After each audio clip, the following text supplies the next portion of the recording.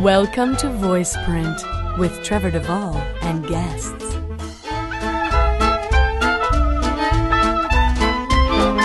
And now, your host and mine, Trevor Devall.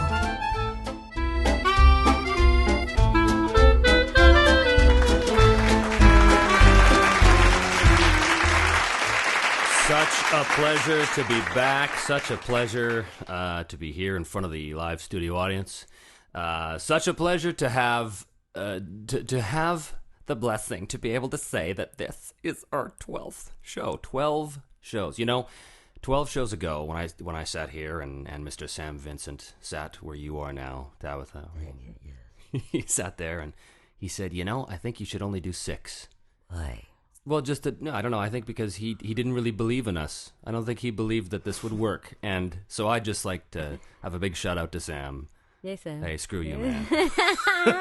Stuff you short, strange man. This is Voiceprint with Trevor Devall and Guests. I am, as always, your intrepid host, Trevor Devall. This is episode 12. And a couple things. For those of you in Toronto, I will see you there next weekend for the big convention on the 14th, 15th, 16th kind of weekend there. So looking forward to that. Me and Brian Dobson going down. It's going to be pretty cool. Now, I have this crazy idea, kids. I've got this idea. I want to do a little contest. A little contest for all you kids out there in Radioland. Here's the deal. I want to be able to help advertise the show, spread the word, that kind of stuff, and I need your help to do it. So, I'm going to initiate this little contest here. Whoever can show me, like they've linked the site, the TrevorDevall.com site to their blogs, or that they've, advertised the site or the show somewhere in the internet. If you can show me some kind of proof that you've done that, I will enter your name into a draw for a fabulous prize. And the fabulous prize is actually going to be an episode of this very show, episode 12, autographed by myself and our very special guest, Tabitha St. Germain. That's going to be the prize for those of you who can demonstrate that you've helped us to advertise the show. So send in your stuff to the usual emails. You know, it's voiceprint@trevordevall.com, and show me the links or whatever. And if I deem it worthy, then then I'll enter your name into the draw. So that's what we're doing. But let's get on with it. Episode 12. It was blaring silence after you said, let's get on with it. That audience I know. I think they're dead. Wake up, people. People, we open in a year. Come on. Come on. Get the movement. My guest today is the lovely and talented Tabitha St. Germain. Oh, stop. No, really, yes, it is. She's the only guest so far who's actually listened extensively to the show. So she knows that when I introduce her, right now all is quiet. But when you hear this in Radioland, you will hear, of course, a lot of applause and stuff. See, she's a professional. She knew to wait for the applause. She's very, very good that way. How are you? I'm good. That's good. Thanks for coming to the closet. Oh, I'm thrilled. I'm sitting here on a throne looking at all the pink home insulation and the tinfoil. I love it. Sexy. Nothing but professionalism here. Let's I have a little clip. I'd like to start the show off with a little clip. Right. This is Tabitha St. Germain. I'm going to play the clip and then you tell me what it's from. Okay. That's going to be a little game. Okay, here it is. We don't serve milk here. Then may I have a glass of water? I only arrived here today and I don't know my way around. I'm in search of a Colombian friend of mine. Do you know where I might find him? Order a real drink. This is a bar, you dumb bitch. I only arrived here today and I don't know my way around. I am in search of a Colombian friend of mine. Do you know where I might find my fellow Colombians in this town? Or could you help me find the authorities? It would be a great help. Lady, does this place look like a fucking tourist center to you? Do you see me handing out maps? No. Sigh. Can you guess what the show? Oh, man. You know what? Like my brain, I'm so excited. My brain is completely blank. I know that I wanted to do a Spanish accent really bad because I was supposed to be Colombian. When I heard that clip, I thought, no. And it would lend itself very nicely to a perfect Spanish accent. And of course I can do it, but no. But no, they didn't know. No, scum suckers. Well, I can tell you it was directed by Reverend Jimmy James Corrigal. Reverend Jimmy James Corrigal, of the yes. Church of Masturbators. Yeah. And holy carp, It what is it called? It is the one show that we're allowed to use such wonderful language. Like yeah. Ragu. French fries and gravy. Jeez. That's a huge show with the fans. They love it.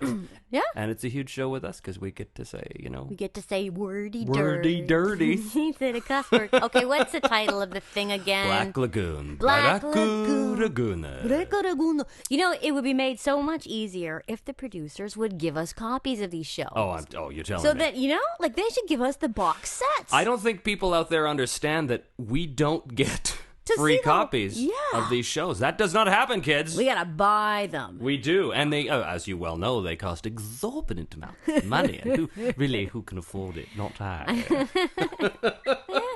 Anyway, that is Black Lagoon. That is one of the many shows that you have done in your long and illustrious career. A career that I would like to talk about right after I play the bumper. And now, Voiceprint with Trevor Devall and Guests presents In Memoriam, a history of our guests' long and faithful service to the cause of voice acting. As everyone knows, I use the wonderful and trusted IMDb for this. Have you looked at your career on IMDb? Have you done this? Not for many years. Well, then you could be in for a surprise. Are there weird things? Well, it seems to be pretty accurate, but there's always a couple things that show up here that are like, people are like, what? Yeah. So, Robots is the first one here. This is a brand new show that you're still recording. Yeah, Amberwood or Ambleside or Ambleside sounds right. Yeah, okay. You play Tinny.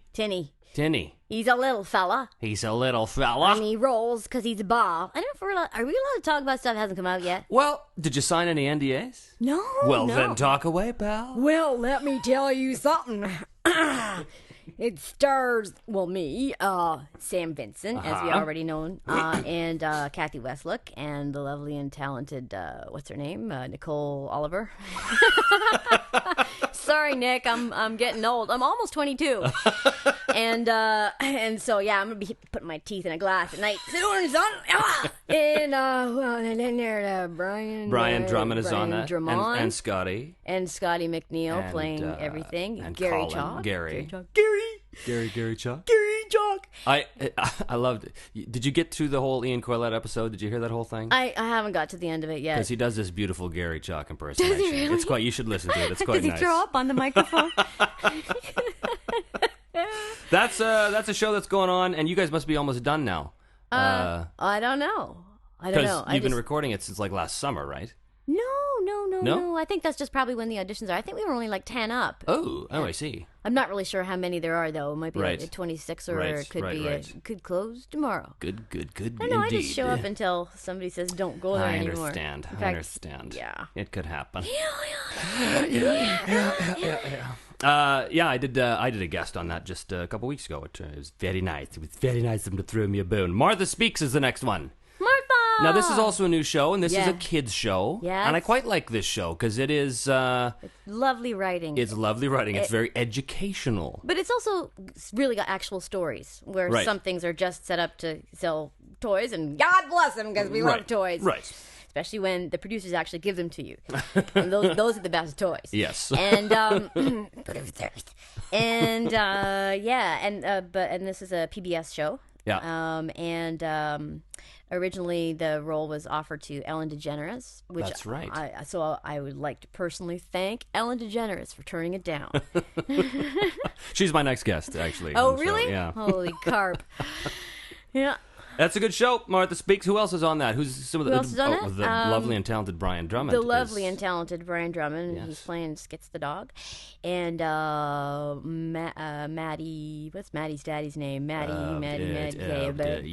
Peters. Maddie Peters. Yes. Yeah. Lots of real kids playing kids on the show. Actual children, and I was frightened of them because I've heard about actual children. I know that they exist, and you can tell that they're actual children because they are shorter than regular people, and they talk in a slightly compressed and strange way.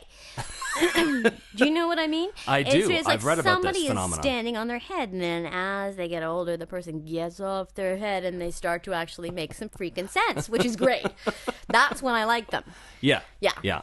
People ask me if I would ever have kids, and I think I would adopt. I think I would adopt like a 25-year-old who had his own apartment. I was an adopted as an infant. Well, no, as a 25-year-old infant. As a 25-year-old infant, but I was actually an adoptee. So this is the kind of thing you can get. It's like a mystery surprise child. I'm warning you. Poor dear parents. Oh, poor little sweetie. Care Bears. Adventures in Care-a-Lot. Yeah, I'm Cheer Bear. The passive-aggressive bear that's always telling everybody what to do nicely. Wow, very nice. Being Ian. Being Ian. Yeah. And that's he's playing Grandma Kelly on that. She's a piece of work, so she yells, yeah. And Sandy Crockett, who basically sounds like me with little more coffee. Right. A little more coffee. You've done some work for Ricky Sprocket as well. Ricky Sprocket, Showbiz Kid. Bunch of George of the Jungle. Jorge of the Jungle. Jorge of the Jungle.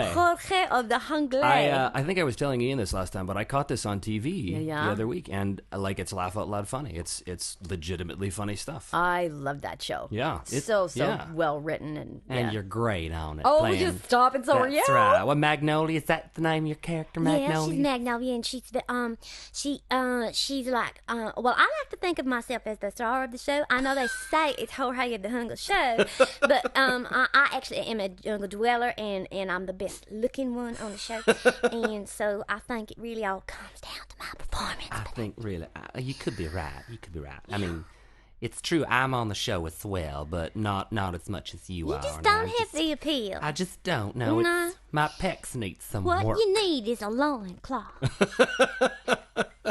Lee Tokar plays some loins. And some loins. I do know. Lee Tokar plays George, and I'm just glad that he doesn't actually wear the loincloth, because that would be a little much. And he's so method, it could totally happen. It could totally. Going blind. What's going on here? No, put the saran wrap back on. Stormhawks. Stormhawks. Stormhawks. You've done an episode or two. That's a character named Dove, apparently. Dove. I was in the first episode, I was in the pilot, and I thought I was going to be around for a while, but I actually not so much. Just came back for one. Well, at least I was French, and I think probably it didn't go over so well in America. Oh, right. Because they're the villains of the moment, the French people. Right. Villain du jour. The villain du jour, with their fries and their Perrier. Scum. Puka. Of course, you are Puka. You are the lead on this show. Now, this is a show in which you and, again, Brian Drummond are the two leads. Drummond. And you guys say no words, I understand. No, it's all kind of... It's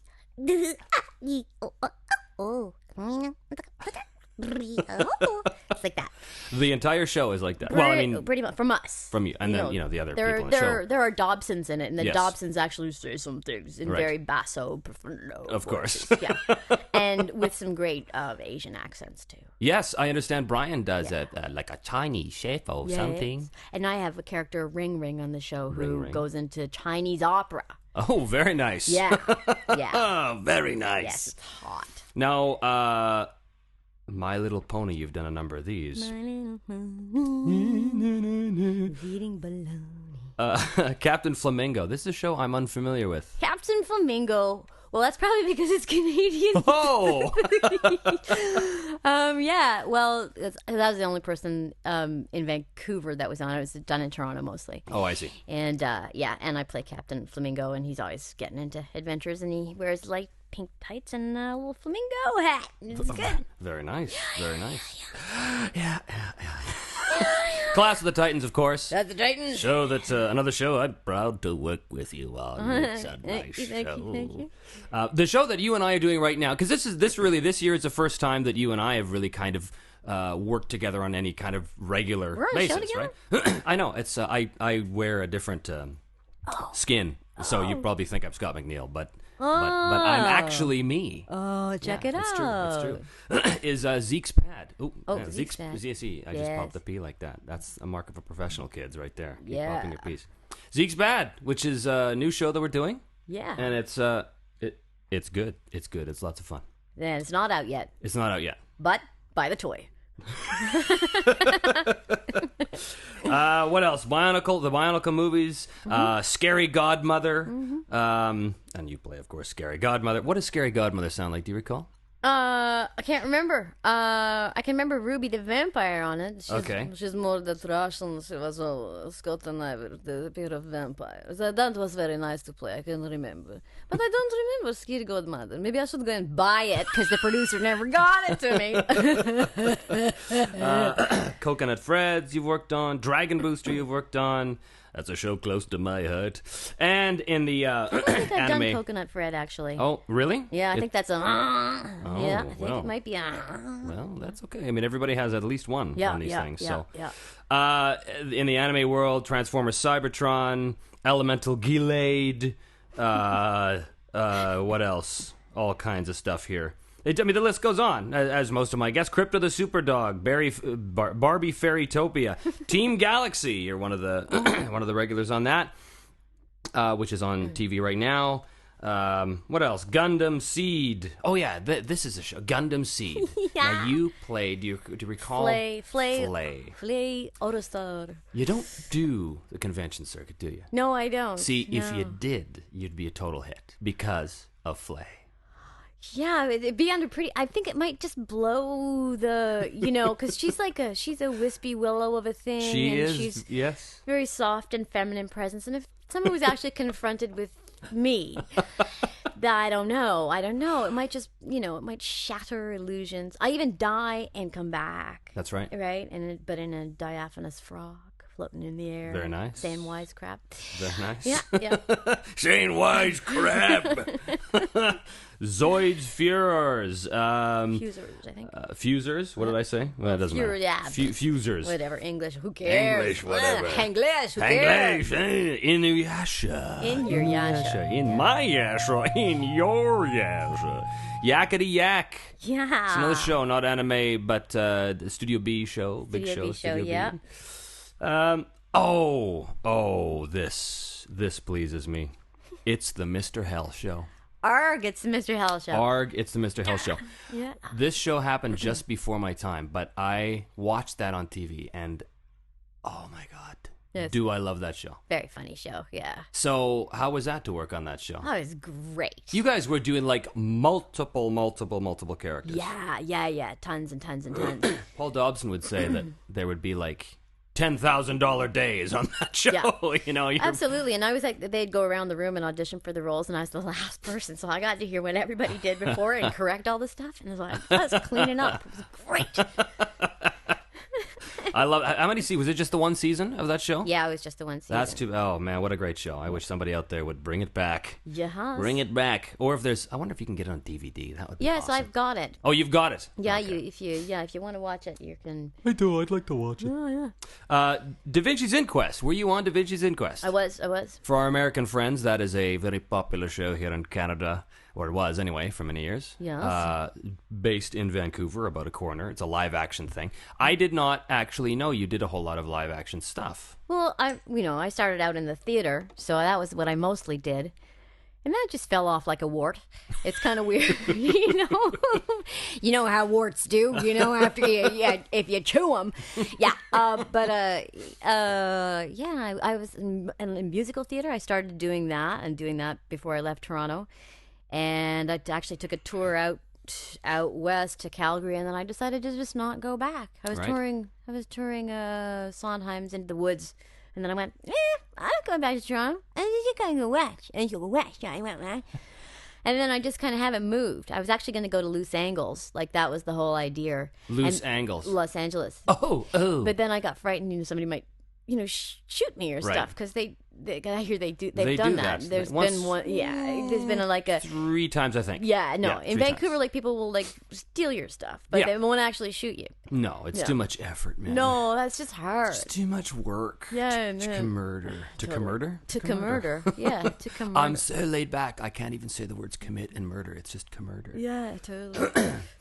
So Da Vinci's, you were on Cold Squad, you were on, which is another big Canadian show that did very well in its day.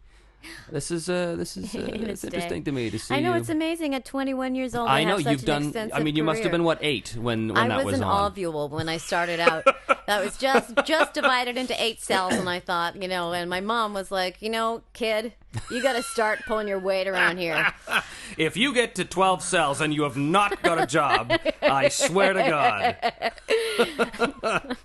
Anyway, back to animation, the focus of our show here. Oh, yes, sorry. Action Man, Fidget Wilson. Do you recall? Action Man. Action Man. This is a few years ago now. Yeah. And that show, it's too bad because it was kind of cutting edge at the time, but now you look at it and it really looks, it's a CGI, still mainframe stuff, and it really looks like it's totally dated now. Wow. Oh, well, you're part of history. Yeah, thanks. There you go. You're part of history. Soul Taker. That's an anime that you were in as well. Soul Taker. You remember the theme? Oh no, you don't. It's very close though. Yeah, no. Mega Man. What else? Project Arms. Make Way for Naughty. Monster Rancher. What else? Your mouth's getting tired yet? Yeah, it is. So Yeah. I'm bored already. Yeah. You know what? You can just throw that paper away. No, but there's some good stuff here, like Ed, Ed, and Eddie. Ed, and Eddie. Edward, and Edward, as we like to call it. That's what their mothers call the show. Yeah. Oh, and then a whole bunch of stuff here that just, it keeps going. Who are you in Hamtaro? Hamtaro. I was Pashmina. And Pashmina and Penelope, or Pilo, as we like to call her, were always together. And she's distinguishable. Pashmina is by the pink scarf. That's really the group responses. Bada bada bada. That's a running sound for the hamsters. Bada bada bada bada bada. Bada, bada. This is good. Lots of stuff. Lots and lots of stuff. You know what? I think we're going to take a little break. We're going to take a little break. Yeah. And when we'll come back, we're going to talk about some other stuff. Okay. And like the origin of that voice, maybe. Okay, we'll be right back with Tabitha St. Germain here on Voiceprint with Trevor Devall and Guests. We interrupt this eargasmic cornucopia of pure audio win to shamelessly promote another podcast. No! The Big Bald Broadcast. But what makes it big and bald?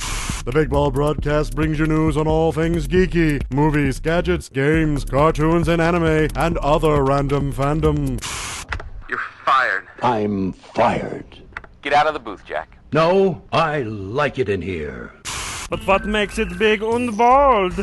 It's hosted by Big Bald anime and video game voice actor Kyle Hebert and his co-host, musician and upcoming author, Otherworld Steve. Oh, you must smell like feet wrapped in leathery burnt bacon. Subscribe via iTunes or visit thebigbaldbroadcast.blogspot.com. That was totally wicked! You can chomp them, you can crunch them, you can slam them, you can jam them. What's that?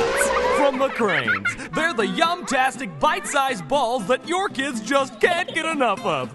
They don't know any better, and they don't care. Hey, Mom, your kids want them, so you gotta get them. What's that? What's in them? Delicious balls of What's-It meat, filled with ooey gooey cheesemo product, all rolled up in some sort of bread-like stuff and flash fried in... Oops! Don't ask, don't tell. What's in them? What's that? How are they made? What's that? Are they processed in a third world country? What's that? What are you feeding your children? Who knows? Who cares? Kids only know What's-Ats are funalicious, and moms should just shut up, you stupid bitch. Well, you still haven't... What's-Ats? Well, I can't just... What's-Ats? There aren't even any ingredients listed on the box. What's-Ats? from McCrane's. The only ingredient you need to know about is fun. You're listening to Voiceprint with Trevor Devall and Guests. And we are back with Tabitha St. Germain here on episode 12 of Voiceprint. Hello. So I asked this of all my guests, and I'm very interested in your case. Oh, crap. To know this. How is it that you found yourself in the wonderful world of cartoons? Well, you know, your agent sends you this stuff. They don't ask you if you want to do it. They just say, will you go here? And then you should not. You know, the really weird thing is that I grew up at least partially in southern Africa. Right. In Swaziland. But I went to school in the Republic. And when I came to Canada, I suppose it was 1980. And about 2-3 years later, the industry, I think 2-3 years later, the cartoon industry started to go up in Toronto. And when they did the spin-off things of Star Wars, the Ewoks, that was my first gig. And it was because on my resume, it said that I spoke Zulu, which is a bit of a misnomer. I can say, I can say, I sort of kitchen Zulu, really. Right. All right. Zulu and Siswati are pretty much the same language. They're just the S's and Z's and C's and Kwa. And anyway. Minero. That's all I know. Minero. Good. So, yeah. So the Ewok language in the Star Wars movies had Zulu and Mandarin or something, I don't know. So it was just because I had this weird thing on my resi that I ended up having an audition for it, and then wow, got that gig. Isn't that a strange? That's very odd. That's now that was the first cartoon you ever did. This was the first cartoon. The very first cartoon for $35. $35, the Peking duck. And they say your sweet and sour pork. Just stick your head out and say, hello, Chinese people. Hello, I want Chinese to learn people. to talk like you. Don't forget to take out the garbages. Sorry. I still can't learn the accent. Yes, you can. It gets better every time I hear it. I think it's there. What are you talking about? Well, slow. It's slowly You're coming. a genius. Come on, admit it. Love thyself and all that. So when you were going to the audition and it was a cartoon, I mean, did that strike you? Was it like, oh, I've never done this before? Or did it, what was the score there? I mean, I don't know if you had this experience when you were starting out. You just sort of, they say go here. I mean, I was kind of joking, but it's kind of true. You just sort of show up wherever, and there were strange things, in auditions for commercials, and I couldn't for the life of me get excited about chips or crap like that. I just, but put a bunch of funny stuff or fallen off clips, and also in South Africa, when I was growing up, the radio was way more what people listened to. Like, there was television from 6 to 10 at night only, and it alternated each night. One night would be English, and the next night would be Afrikaans, and then the night would be English, and the next night would be Afrikaans. So there's really limited television. Right. Like, there's like Rich Man, Poor Man, Little House on the Prairie, and then Heidi in Afrikaans sometimes, right? And news. But there were great radio shows. There was like The Mind of Tracy Dark and Jet Jungle and all this like great, beautiful radio programming. So we're used to a real oral component and that, right. And I loved working in the theater on one level. Like, I love being an actor, but I kind of hate rehearsing. I like just doing the shows. I don't want to rehearse. I just want to say stuff. I'm the same and way. then go home. Yeah, I'm the same way. Don't like the parties. Don't like the publicity. Don't like any of it. Just like the acting. That's it. So the cartoon world is just sort of the perfect match for me. Right. I like this little booth. It's dark, and then I can say tough, and I don't gotta look anybody in the eyeballs, and then there's no matinee with the surf and turf crowd and reflecting bifocals, and then just the little kids sitting in their damp tidies in the dark with their fingers in the Pringle tube. It's good.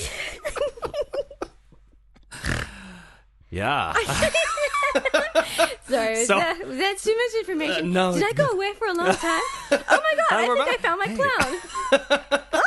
And then I clicked my heels 3 times together, and I was in Trevor's closet again. So you had training.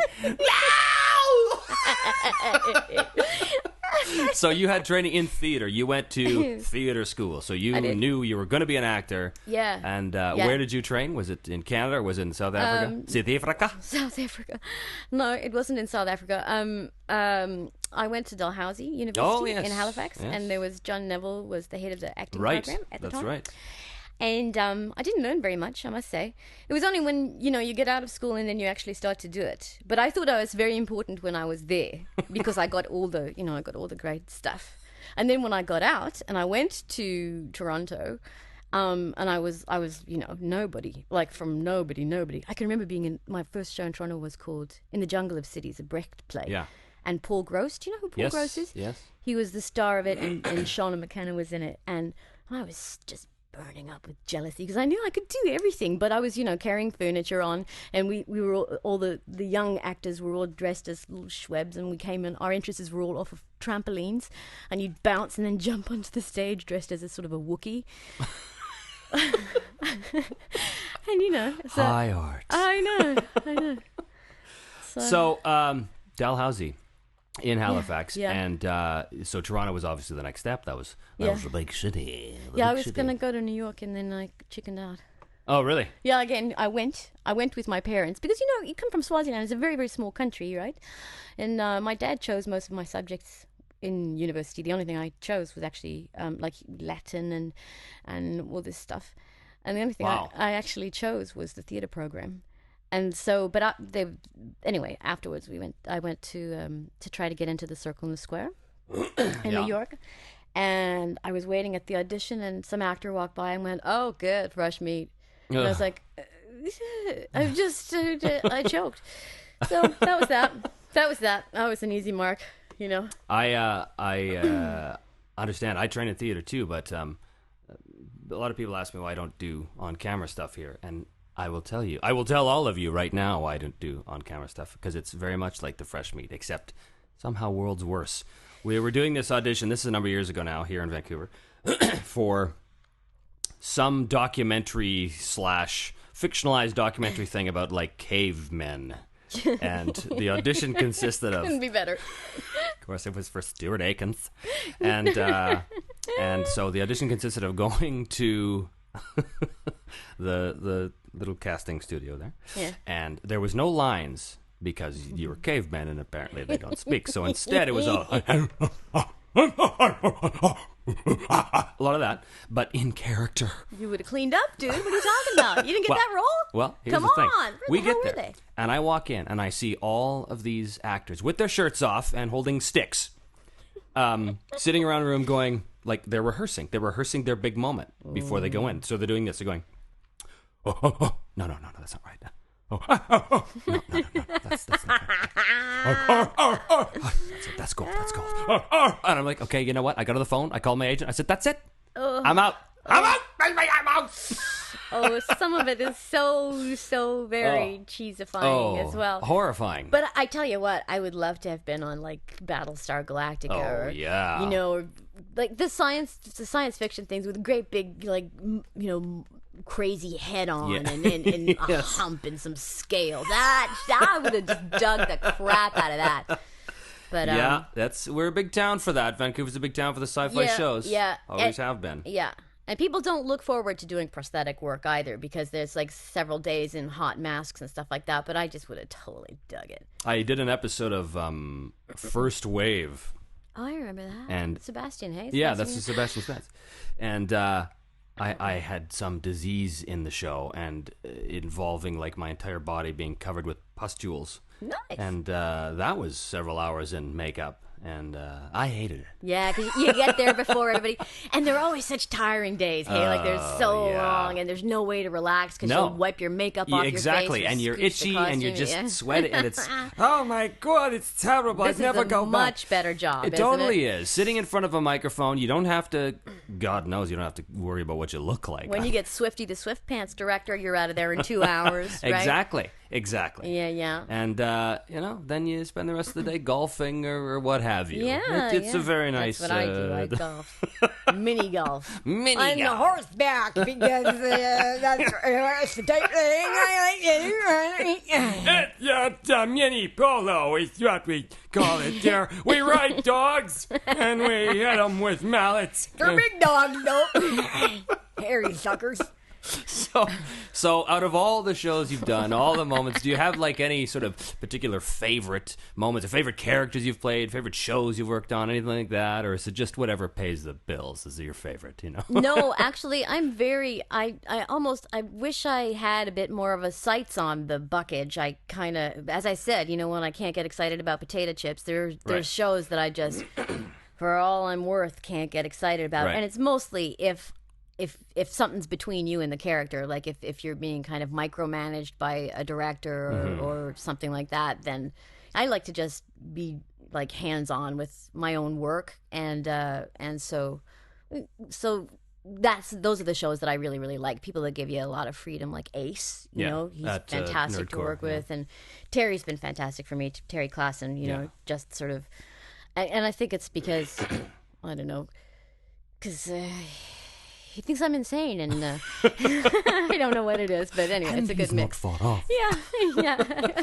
I agree too. There's like that especially Ace, absolutely any kind of nerdcore show. They give you such leeway. You know, you really feel like you're making a contribution to the show when you make a choice as an actor, and then you see the show and they see. Or you see the result and you're like, oh, I remember whatever, arching my eyebrow, and there's the character arching his eyebrow, or whatever, you know. Whereas if a lot of shows are based way heavily on storyboards, and it almost feels like doing ADR stuff. It almost feels like doing, like a show that's already done, and you walk in there, and even though it's prelay, you feel like, well, I'm now a slave to the storyboard because I can't give you anything that you can't see in your head already because you've already made the storyboard. Right, It's very limiting that way. Yeah. And I think the show suffers when the producers or whoever don't allow us to do our jobs. You know, just the more fun we have. Yeah, I mean, in my view, too, what a director's job is to tell the story. Yeah. To get the arc there and everything, and the stupid assness is supposed to come from us,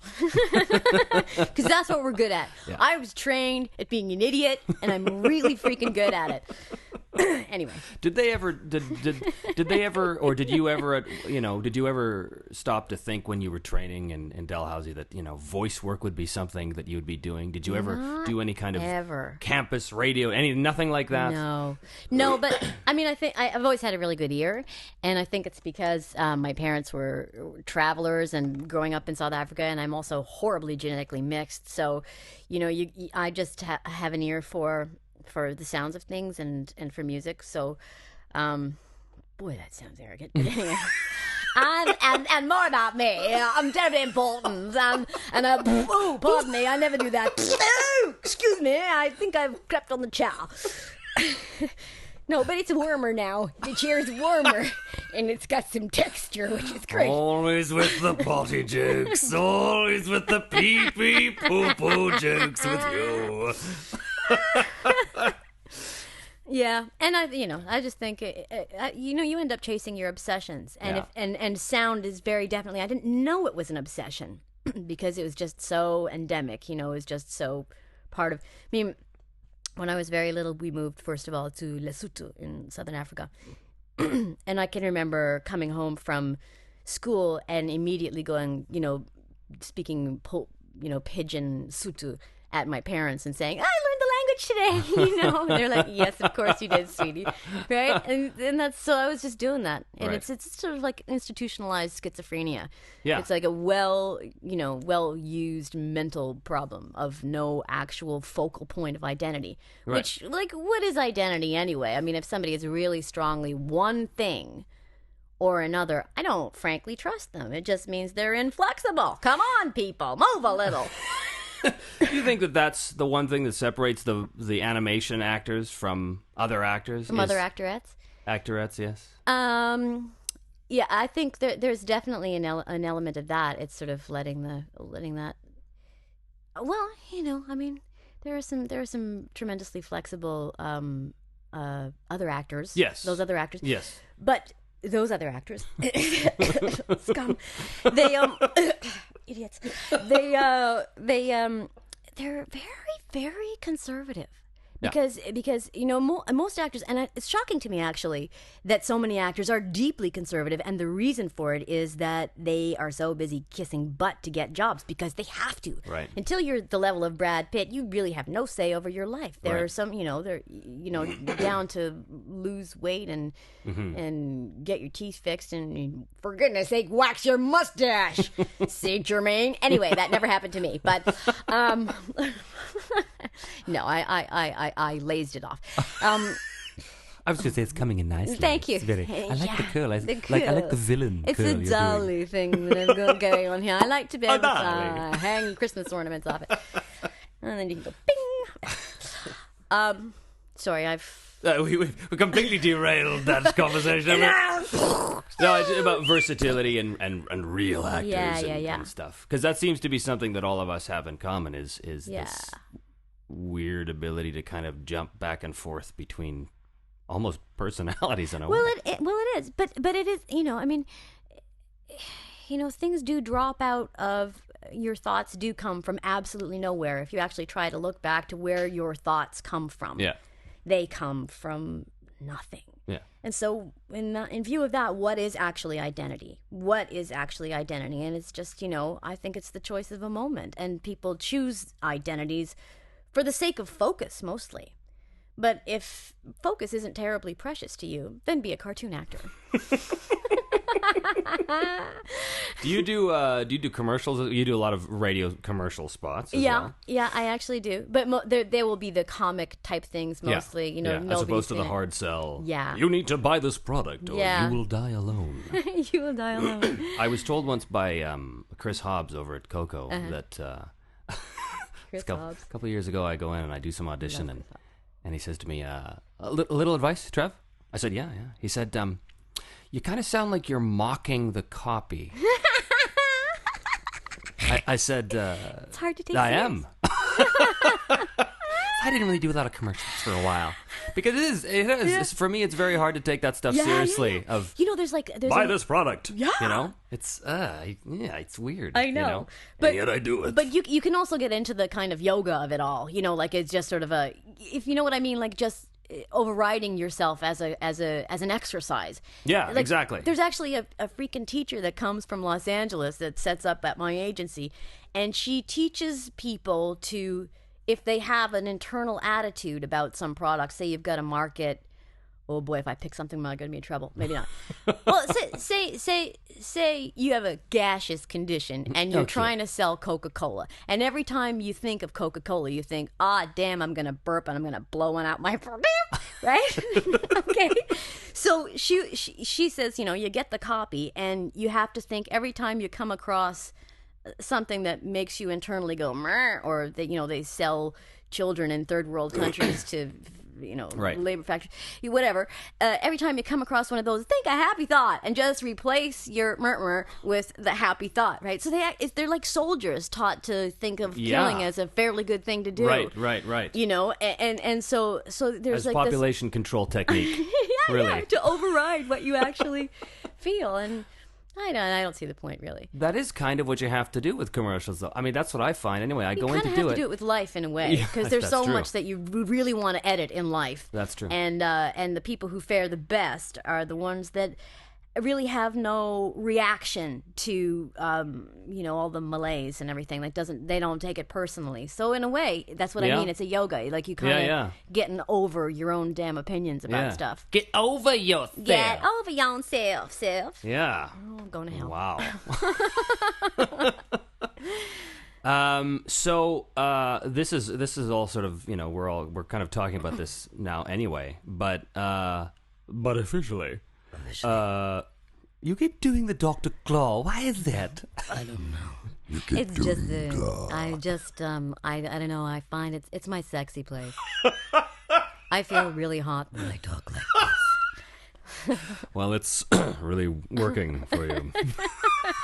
Thanks. My nipples are like diamonds. All right, man. There we are. Good time. Good time. I pooped on the chair again. Sorry about that, Travis. Is that your name? Cedric. Oh, whatever your name is, it's fine. It's fine. So, Advice for newcomers. This is the segment where we talk about people at conventions. I'm sure you've heard me say this before on other shows, but our people. They are our people. Our people at conventions. People of the word. The people of the word. I like that.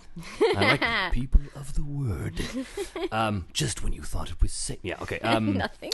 We get asked at these conventions a lot of the same questions all the time. And, of course, one of them is always, I want to be a voice actor. Right. How do I get in? And so I find it very valuable to ask my guests what advice they would give for newcomers in the field. Well, when I was an ovule and I started out working... so you had reached 12 cells by this point and got the requisite job for the blastocyte. What they call a marula, you know. Yes, when I was an agglomeration of cells, the world was very different. And I'm not really sure how one would go about doing almost anything from a new perspective now. But I would say that... just chase your obsessions, whatever it is, because they always come true in a way. Like Bergman made the same film over and over and over and over again in different forms, right. Like that sort of obsession to just look at the things that your mind always drifts back to. Unless, of course, they're, murdering your family and pushing them off a cliff in a bus and that's all bad. And I just, I'm sorry. Nice memories. Happy place. Oh. Buy this product. Buy this product. So chase the obsessions. Yeah. And do you know what I mean by that? Well, I do, but let's just for the sake of entertainment say that our listeners don't. For the sake of further clarity. Yeah, further clarity. If you had to elaborate a little bit on that. If I had to elaborate a bit on that. Well, gosh. Oh, jeez, dear. I would just say, what? You're looking at me. Well, I was just going to say, like, you went to university and you said that your parents had picked out all of the courses subjects, for you. With the exception of drama. Yeah. So, yeah. Did you know from an early age, obviously, you did that you were sort of, this might be a path you would go down? I had very, very little awareness on any level until I was probably, what time is it? My whole youth was an absolute blur, and I shot into my body at about 28, I think. So, and that's in the future. That hasn't happened yet. So I really, there's no way of being able to glean that kind of thing. But sorry, the wind was blowing on the prairies and north I went on the horse and I don't know what I was about to say. So then chasing the obsessions. And so you knew when you went to university, you decided you were going to do this. Oh, but I do think that it's very much a most important thing is to get the education. When I came to Toronto doing the theatre acting, the people who were getting jobs were the ones who had been at the National Theatre School. Those guys were getting all the work, and also it started out that way, and then they would cross over and do all the film in Toronto and so forth. So I think it's a very, very good idea to get as much of an education, and also then you are conversant with the tools that and that's out of the way. Then you can just have a good time. So, learning how to speak the actor's lingo, that's high on the list. Once you can speak in the active vernacular. Once you can fake sincerity, you can fake anything. I've found that in the past few months, I've sort of discovered this. I've had this obsession about the differences between the voice actors and other actors and such, because a lot of film actors are coming up to me now that film is quite slow and saying, how did you get into the voice role? I'm really trying to get in, and I try and tell them, well you don't, but people do, like me. I do. You do, but but I've always been sort of obsessed with this idea, because people say, well, so are you a voice actor or are you a real actor too? And they do this kind of... Yeah. And I'm like, well, what is the difference then between a voice actor and, say, a real actor? And it seems to me that one of the key things is an understanding of effort sounds, of the little sounds that you make in a show to bring it off the page and to demonstrate that you're, like if you're pushing a boulder or something, that and really committing to that, because that seems to me where where all of these film actors fall down when you get them in front of a microphone. Suddenly they don't understand that, oh, wait, like they'll be doing the scene. Yeah, well, I got to push this boulder. Yeah. And it's just weird. I think that's... Well, if they're Caucasian, if they learn to speak Chinese, all of that'll be over. Because Chinese, you have to really freaking commit to saying anything. You know what I mean? Because the language goes up and down and everything. Right. You've got to commit to it. Yeah. And it's committing in a different way, because you will make an idiot out of yourself. Guaranteed. You will make an idiot out of yourself. So you have to love your idiocy. And it's a serious game, because you do have to eat and survive and all the rest of that stuff. But it's a serious game you play as lightly as possible. Like, you have to be able to play like you're just got your own poop in your hands and you're throwing it at the walls. Woo! Like this, Travis. Oh, is that valuable? Oh, sorry, man. Woo! Smell that. Just for the burrito. record, Tabitha St. Germain does in fact know my name is Trevor. She just calls me Travis to piss me off. All right, enough! Sorry. Okay. On that note. Sorry. As we descend into total chaos. Sorry. I know it's very serious. Let us hear what is in the mailbag.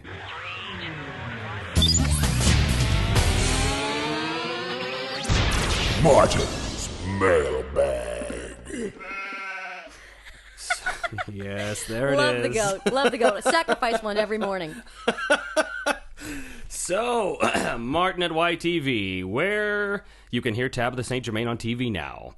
On YTV, as Brett on Team Galaxy. Milo Powell, a.k.a. Captain Flamingo. Milo, it's called Milo. See, I have to do it. I have to mispronounce That's something good. No, once every it's episode. good. So Right I'm on. glad it's finally happened. Naomi Naomi Mizora on the Death Note. Sandy Crocker of Being Ian, and also Grandma Kelly. Dove and Stormhawks, but not a major character. Although I'm in Lose, and that's the next one. Oh, that what are Ace is doing. you playing in that one? Which is League of Super Evil. That's the next. Oh, crap! Now you're asking me. Like a whole bunch of characters. Oh, like cool. 5 different characters. Yeah. Oh, right on. And during Halloween, the Scary Godmother. On Teletoon, she's Persephone, Aphrodite, and Psyche on Class of the Titans, and, of course, Magnolia on George of the Jungle. For all the Stormhawks fans out there, toys are now available. You can find figures based on Arrow, Finn, Junko, Dark Ace, and Stork, but unfortunately, Martin did not see anything based on Piper. Also, he says, we're getting closer to the end of Gundam Seed Destiny. And in Death Note, another Kira appears, but it's not Misa nor Light. So tune in next week to see what happens. Keep an eye out for the 2002 He-Man and the Masters of the Universe DVDs, featuring voices such as Brian Dobson, Gary Chalk, Scott McNeil, Brian Drummond, and the talented and ubiquitous etc. Yes, have you worked with etc. before? Etc. and I go way very back. talented. He's wonderful. He just really has a certain, I don't even know. It's got a certain, I don't know, Whatever just the thing something, is, it's the a whole thing. hoo-ha and the high and the vibing. So, some questions from our dear listeners. From our dear leader. From our dear listener. First of all, this is from Heather. Heather actually wrote this a while back. This is her question. As a female voice actress in the Vancouver area, do you feel that there is enough work? Vancouver is one of the largest hubs for voiceover. However, through watching television programs and dubbed anime from the Ocean Group, etc., it seems that there aren't the same female voices from show to show, whereas it always seems to be the same male voice actors. Is it just lack of female characters in the programming? So, yeah, the question is, do you think there is enough work as a female actor? Well, a lot of times women play little boy roles. Yes. Much to the chagrin of our male actors. There's about, in the whole industry, including the telly, there's about probably 80%, 90% more work for men than there is for women. But in Toon specifically, there are shows and toys that are targeted right directly at girls. So I think, if you're going to do it, look at it as though there is an absolute abundance. Always. Just don't even bother going to the scarcity place thing, because it's just going to bang your gongs and make you think of, various famines and lacks in your life. And just think of it as a smorgasbord waiting for you to come and have the foodstuffs. And, and what you get is, it's always gravy. There's enough for everybody. Totally. I agree. Except not quite enough for me. I want more. Mine! Second question. This is from Daniela. She says, "Hi, Miss St. Germain. While I'm unfamiliar with some of your work, what I do recognize is wonderful. It's always good to have another female role model. Your work on Martin Mystery was great, and I applaud you for it." She has some questions here. 1, how should one conduct oneself during an audition? Oh, this is asking Tabitha this question. Interesting. And 2, please detail your beauty regimen. Well, I like to floss between the toes every morning. Nothing worse than when you get a whole bunch of lint. You can't get your feet in your shoes. I like the cockroach. You get her in my mouth. And, don't pick your teeth during your audition. Like if you still got the chicken wing stuck in there. And, what else do I do? I hoik the girls up sometimes, They stick a little something under there, they'll stay right up all day long. It's pretty hot. No, of course. I splash a little bit of Evian water on my face, a little spritzer every morning, and a little tonic and some unguents. And then Beef eater? Steam in the blood of children. I'm sorry, it's very hard to take seriously because I'm not. It's not mocking you in any regard. It's just that I'm not a television actor, so I don't really pay too much attention to what I look like when we go into the studio in t-shirts and jeans and so forth. And I dye most of mine, so mine are all different colored. But they're, we're by far not Glamorama Dewey Hooies. When I went to the Atlanta Awards, the cartoon awards that was recently, I saw a bunch of actors tarted up and in their glam frocks. Janice Jode looked amazing. I had heard this. She had this red frock that she got in Mexico, and she had bundled it up and kept it on the back of her motorcycle. She did a motorcycle trip, which she told me, "I'm the motorcycle girl," and she's got that totally bunny, fluffy voice. It's so sweet. Anyway, and we can clean up okay, but we tend to not be the most. There's exceptions. I mean, Kirby's not horrible looking for a cartoon actor. He comes leaping to mind because he cares. I was going to mention him. Yeah. And I mean, he cares. He does. Yeah. And Ian Corlett washes and occasionally. And Brian Drummond isn't unpleasant. He's not entirely repulsive. No, he's not repugnant. And when I was young, when I was the division of cells back there, I can remember, that I used to have even more of a beauty regimen and had quite a few more piercings and things like that. Now what was the question? I think we've answered Did it. we? Okay, sorry. Did you go into a coma? Coma Light. This evening's broadcast is brought to you by Coma Light.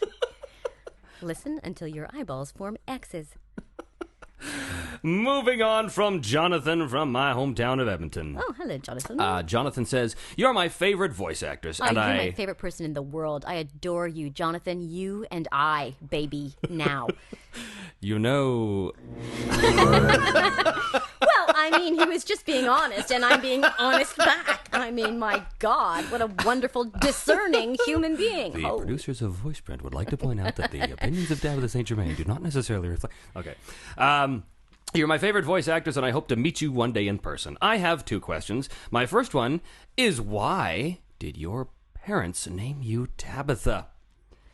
As far as I know, you're the only Tabitha I've ever heard of in the showbiz world, I'm assuming.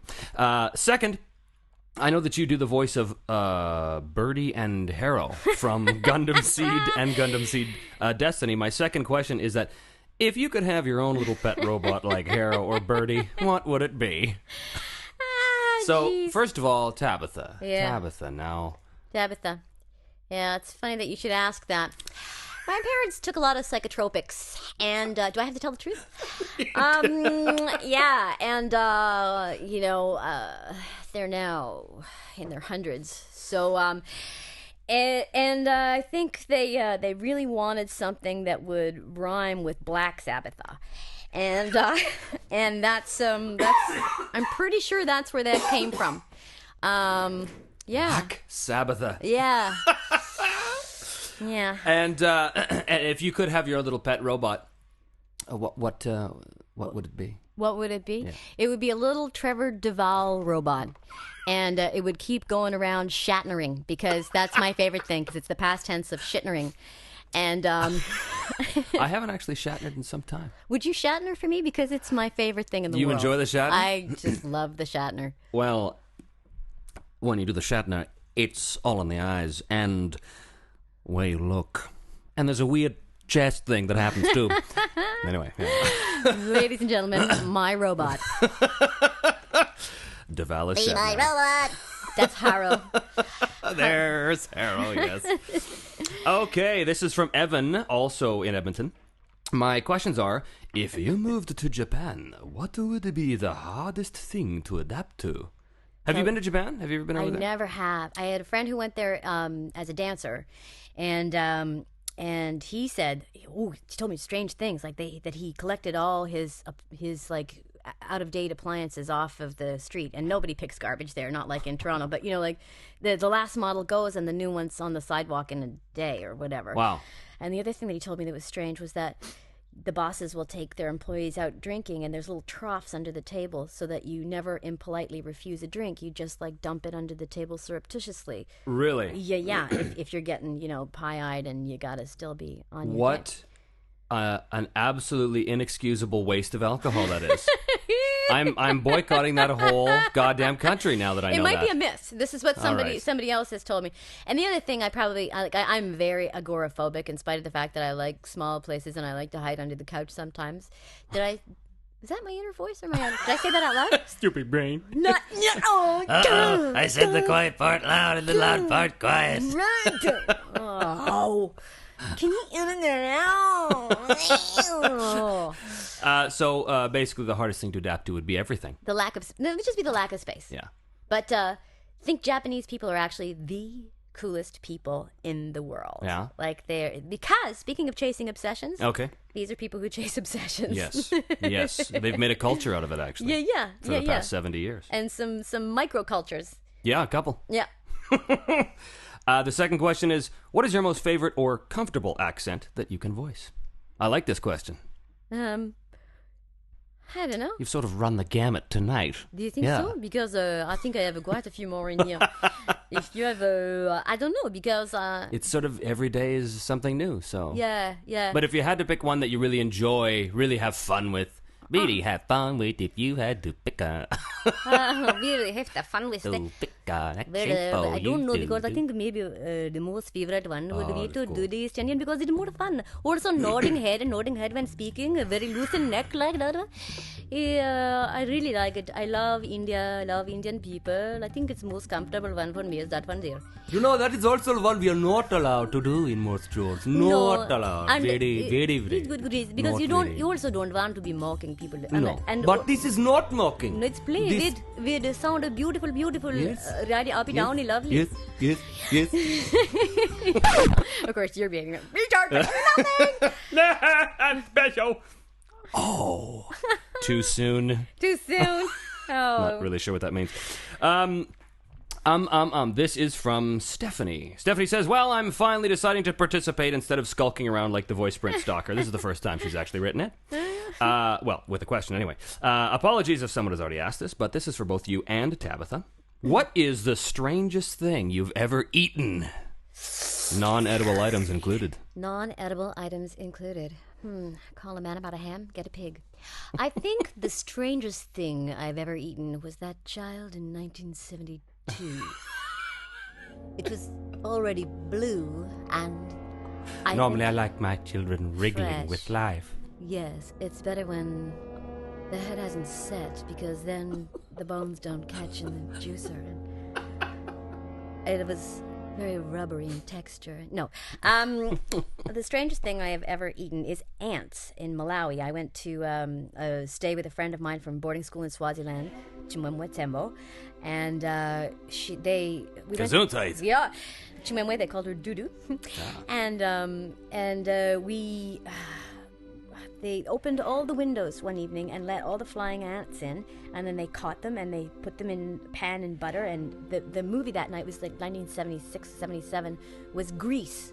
And we sat there eating fried ants and watching this heavily censored film. And every time Olivia Newton-John would come in her black spandex or something, there would be like black marks all across the screen. It was all wiped out. And at the beginning, there were 3 national anthems. I think the Nkululu, Nkosi Sigilele Africa in the beginning, and then the Malawi national anthem, which was, beforehand, it was quite a movie-going experience, I have to say. That was an odd one.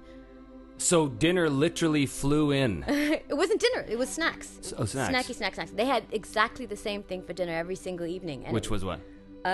Chicken, a maize stuff, a kind of mealie meal, what they call in South Africa a mealie meal, which is a corn mush stuff, and a veg, which I don't remember.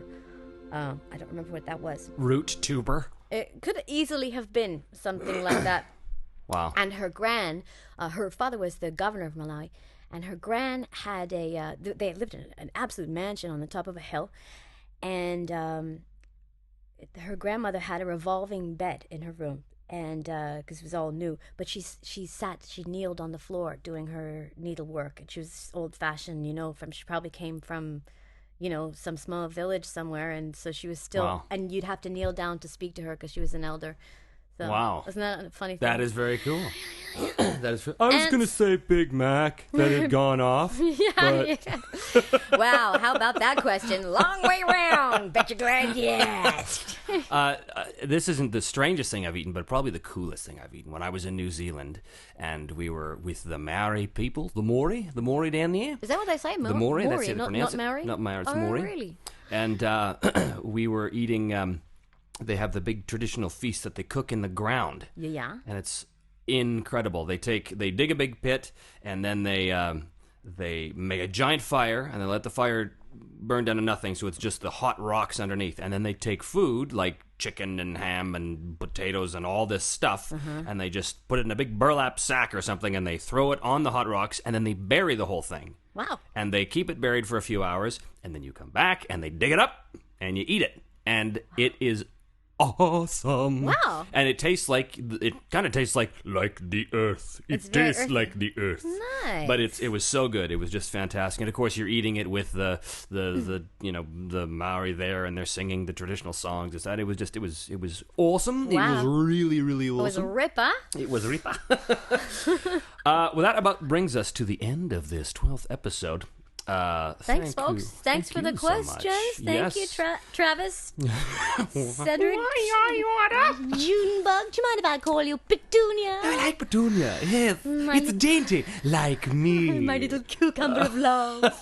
Thank you so much for coming down. I'm glad that you decided to get over your terror and actually make it down to the closet. Yeah. It's great. I may regret it when I hear it. Oh crap! Did I say that stuff? Our next show is going to be something a little different. There isn't going to be an actual guest like normal. Well, there sort of is. There sort of is going to be a guest. But you know what? I'm not even going to say anything about it because I want it to be a big surprise. So all I can say is tune in next time for a very, very different, what I'm hoping is going to be a very special and entertaining episode of Voiceprint. And we will get back to our regular scheduled programming with episode 14 after that. And our next guest after the next one is going to be Mr. Terry Clausen, a preeminent director. Yay, yes, I'm Terry. very, very much looking forward to that. Remember too that the contest is on, kids. So if you can advertise the show in a blog or something or whatever, the more creative, the better. Send me some evidence of your labors, and I will put your name and stuff into a draw for the autographed CD of this episode here. And yeah, as always, you can send that into voiceprint@trevordevall.com, and comments, queries, concerns, etc. to fans at TrevorDevall.com. That is it for me. That is it for Tabitha. Mighty bye. And we will see you on the flip side. Take care.